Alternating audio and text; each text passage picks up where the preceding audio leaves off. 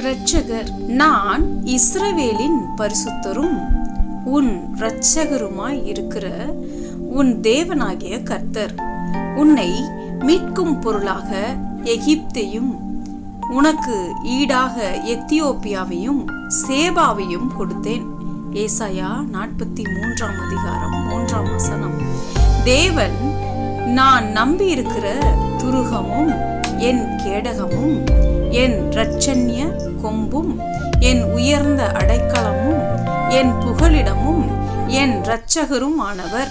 என்னை வல்லடிக்கு நீங்களாக்கி ரட்சிக்கிறவர் அவரே.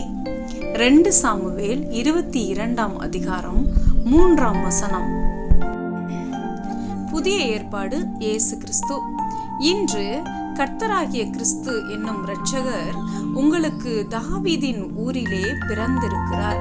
லூக்கா 2:11. அவராலே அன்றி இயேசு வேறு ஒருவராலும் ரட்சிப்பு இல்லை.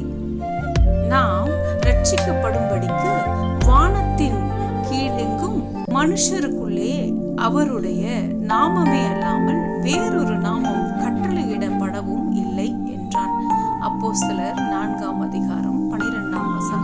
நம்முடைய தேவனும் இரட்சகருமாய் இருக்கிற இயேசு கிறிஸ்துவினுடைய நீதியால் எங்களைப் போல அருமையான விசுவாசத்தை பெற்றவர்களுக்கு இயேசு கிறிஸ்துவின் ஊழியக்காரனும் அப்போஸ்தலனுமாகிய சீமோன் பேதுரு எழுதுகிறதாவது 2 பேதுரு 1:1.